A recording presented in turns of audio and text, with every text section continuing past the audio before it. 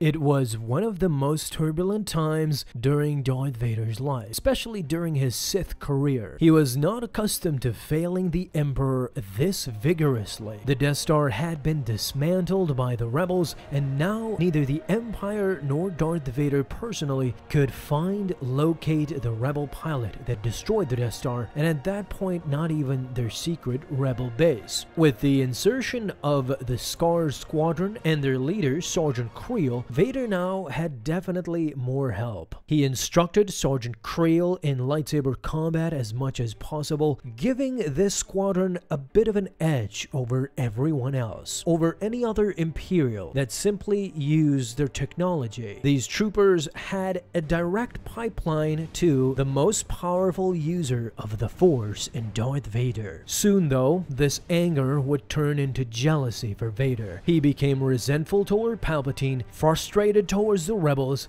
and jealous towards the Empire. He wanted to have it all, but he couldn't. The only person in front of him was his master. Soon though, a prized possession would come. It was like hacking into the rebels' main computer. In a way, both C-3PO and R2 served the same function. If you could capture one of them, their database would be so plentiful with information that you could basically strip the rebels of every piece of info that you can. And this is where the capture of C-3PO gave Darth Vader this all started with Sergeant Creel. He was fighting Luke, but in the meantime, Creel was contacted by Vader and was warned not to injure Skywalker. With that said, Creel took advantage of Luke's attempt to kind of use the Force at times, which he claimed that it would just get in the way of true fighting skills. But before he could fully overpower the young Jedi, Luke struck out with a Force push that rocked the entire Star Destroyer, trapping Creel under the wreckage and debris.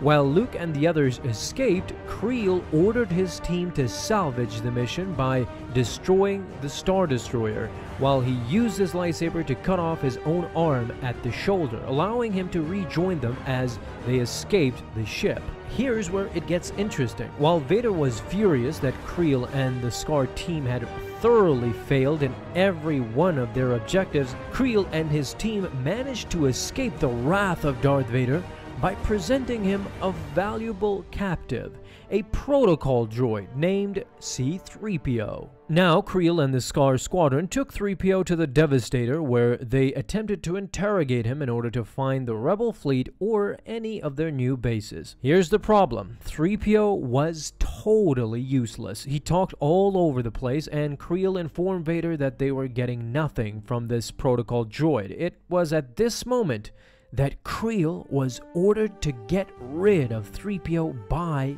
Darth Vader. He was ordered to destroy him. Despite Vader's orders, however, Creel decided to use 3PO as bait to eventually lure the rebels to them, so that someday they had the hope of saving him. It did work, but not really, because only R2 came for 3PO and in the end saved his friend. But the notion that Vader went as far as to order the destruction of 3PO so easily, it's what's shocking to me. There might be a slight explanation about this though, but the problem is that there is no clear answer. The comic doesn't directly tell us if Vader is led to believe that this is an ordinary protocol droid, and in fact, he had no idea that it was 3PO. However, Vader probably saw him once or twice, as he was kept captive for a long time. But again, the comics don't actually show that. So what do you guys think? Would Vader still order the destruction of 3PO if he knew who he really was? Talk to me down in the comments. If you enjoy, guys, leave a thumbs up on this video.